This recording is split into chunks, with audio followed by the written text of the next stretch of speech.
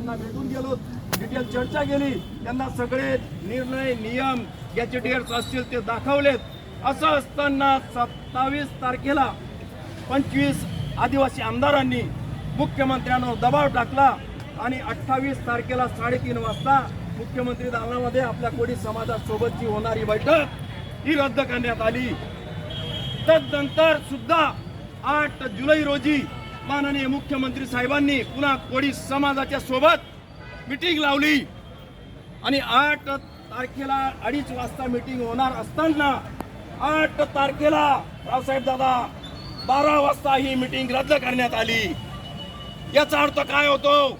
महाराष्ट्र राज्यामध्ये जवळपास 1.25 कोटी कोळी समाज असताना आणि सत्ताधाऱ्यांच्या सोबत असताना ते प्रशासनावर दबाव टाकतात आणि त्यांना आपल्याला दाखले देण्यापासून परावृत्त करतात. हे एक कोळी समाजाच्या विरोधामध्ये मोठं षडयंत्र या राज्यामध्ये सुरू आहे. भारतामध्ये फक्त आणि फक्त महाराष्ट्र राज्यामध्ये या बेकायदेशीर जात पडताळण्या समित्या सुरू आहेत आणि त्याला कारण फक्त आदिवासी विभाग, मंत्री आणि 25 आमदार आणि त्यांच्या हाताखाली काम करणारा TRTI हा विभाग, आदिवासी आयुक्त विभाग हा कोळी जमातीच्या विरोधात सतत षडयंत्र करत असतो. आमच्या या लहान लेकरांना शिष्यवृत्ती मिळत नाही.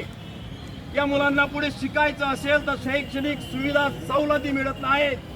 शिकून मोठे झाले असतील तर या माझ्या युवकांना नोकरी मिळत नाही. म्हणून माझ्या कोळी जमातीतले हजारो युवक बेरोजगार झालेले आहेत आणि हे सगळं पाप या नाकर्त्या शासनाचा आहे.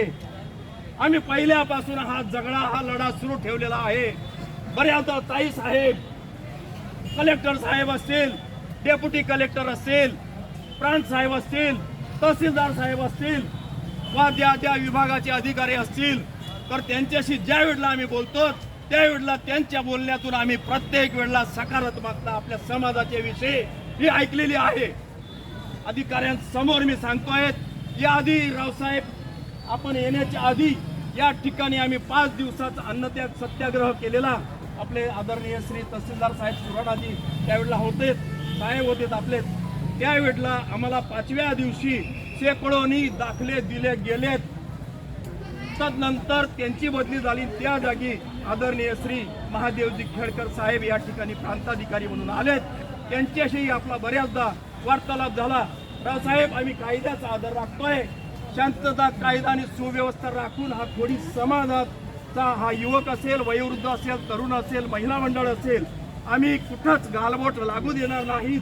अशा पद्धतीची आमची न्याय व हक्काची मागणी आपल्या शासन दरबारी हा एवढा मोठा कोळी समाज आज एवढ्या मोठ्या पावसामध्ये शेताचे वाडीचे सगळे कामं सोडून, शाळा सोडून या ठिकाणी जमा झालेला आहे आणि काही समाज रस्त्यावर येतोय, काही पाण्यामुळे अडकलेले आहेत.